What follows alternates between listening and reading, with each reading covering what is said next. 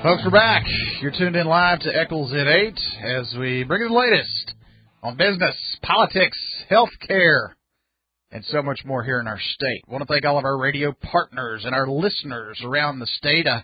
Rodney Shammerhorn tuned in live listening today. Thank you, State Representative Shammerhorn and Chuck Owen, for being constant friends of the show and listening again and again and again and agreeing with everything I say. Thank you so much, gentlemen. I gotta harass my friends this morning.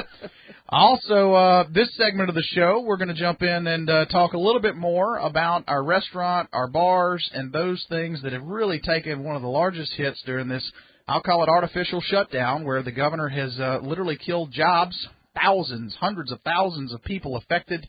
The worlds of people will be changed forevermore. While I'm 100% sympathetic on the virus side of the house, I think in many cases we've overkilled and destroyed other jobs when people could have been safe and protecting themselves. But nonetheless, we've got an expert in the studio today who has been in the restaurant industry for decades in many, many large metropolitan markets down to the small markets. Now he represents the Louisiana Restaurant Association, their president and CEO, Stan Harris.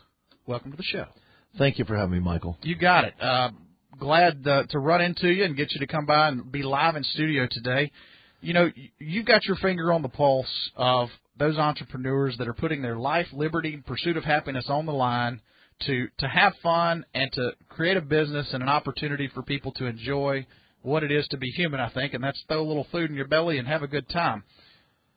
The impact of this virus in your state and your industry, what are the lasting effects? Well, so far, we've lost about 20% of our restaurants and bars statewide. They're not going to come back. We have a lot that have closed, and just don't. PPP is not going to help you if you don't have the ability to recover. So now we're somewhat excited about the Restaurant Revitalization Grant Program. $28.33 billion that's flowing through today, if passed today. Mm-hmm. $500 million of that dedicated specifically to small businesses. What does it mean? I know a lot of people are wondering, what is that next step? Well, there aren't any rules to deal with this yet, but if you're a restaurant, a caterer, a tap room, a tavern, a tasting room, a lounge, a brew pub, even a food truck or a food stand, you can qualify for this. And they're taking a fifth of the money from this to be able to go to businesses that are under $500,000 in revenue. And it's a grant program. So typically the simple way is if you did $1.5 million of business in 2019 and you did $1 million in 2020, you'd qualify for up to $500,000 of this grant.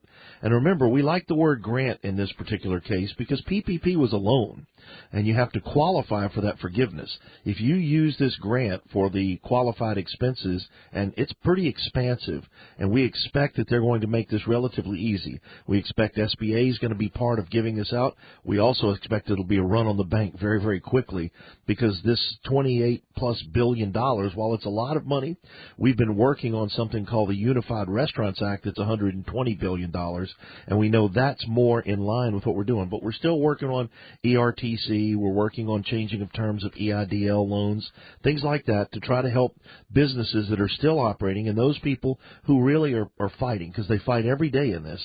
We go back and remember that when this started, the 10th of last year, hospitality leaders had a meeting with Governor Edwards, and the goal was to flatten the curve. And what we did is 2 weeks.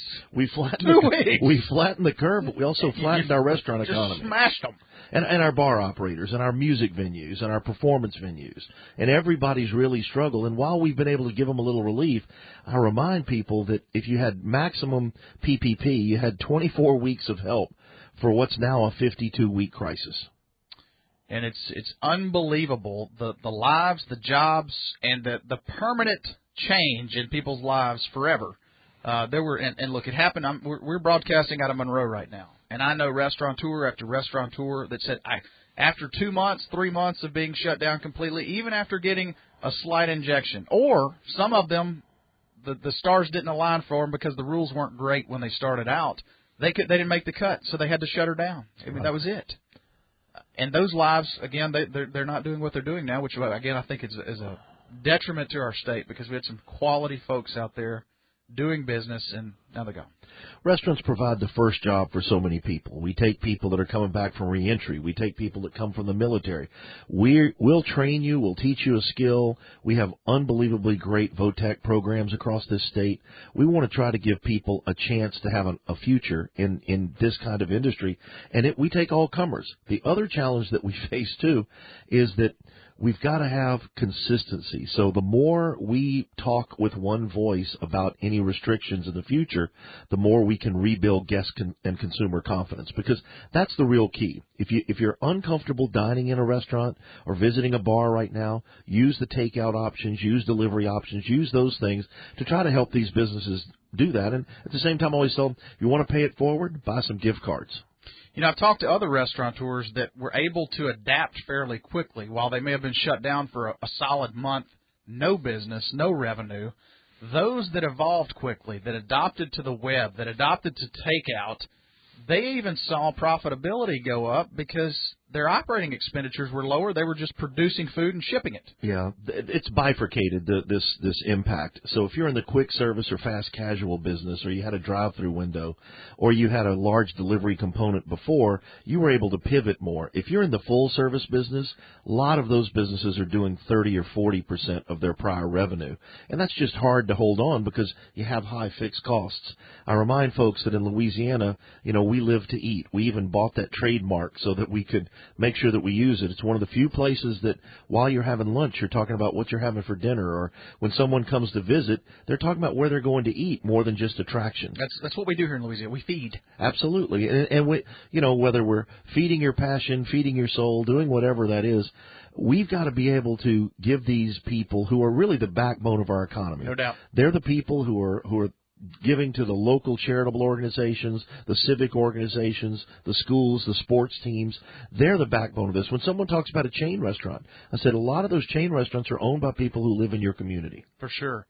So Louisiana Restaurant Association, been around for a while, helping and working to partner, benefits, et cetera, for restaurateurs around the state. Give us a little context on what people, if they want to get involved, they may not be a member yet, want to sign up, what are the benefits, how do they do it? We're in our 75th year.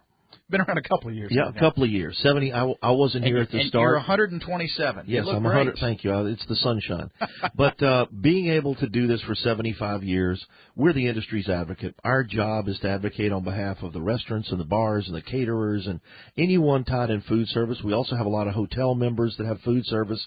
And our job is really to deal with the regulatory side and the development side. So we use our partnership with the National Restaurant Association at the federal level. We handle the state advocacy at the legislative and executive branch, and we go all the way down to the local level because our members don't have time to do this. They need us to do this for them because we're making the tent bigger, and at the same time, we're having more impact with it. We also have a very significant workers' comp fund that we write hospitality businesses. We write almost $1 billion in industry payroll, and it's probably our number one member benefit that keeps people in the LRA year after year. I visited with a member last night at Catfish Cabin. Their policy is number 2. Well, the interesting part about this, government pushes down so many regulations and these obstacles that entrepreneurs have to deal with. And to have associations, association management to help you navigate some of that, then protect you on the back end, it's a big deal. I always tell them to call me when you smell smoke. Don't call me when the fire department's there. Let us help you before. It's far better to seek permission than it is to ask forgiveness in a lot of regulatory cases. Well, there are a lot of challenges out there between dealing with DHH and some of those challenges, then the state, and then the ABC and LMNOP and XYZ. You've got all these different groups you're dealing with. Well, I think one of the folks on the Resilient Louisiana Task Force and the Legislative Economic Recovery Task Force made a great analogy, and he said that we're building the plane as we're flying it when it deals to COVID relief and how we respond. And I think it's a pretty scary thought, but at the same time, we're slapping solar panels on the wing right now, folks. That's right. We're going green, right? We're getting rid of all the oil and gas jobs. Crazy people. That's a fact. Stan Harris, Louisiana Restaurant Association. Again, people, if they want to get in contact with the association, website, etc. LRA.org. That's easy. LRA.org, Louisiana Restaurant Association.org. If you want to become a member, sign up and look at some of the benefits. Love to have them. You got it.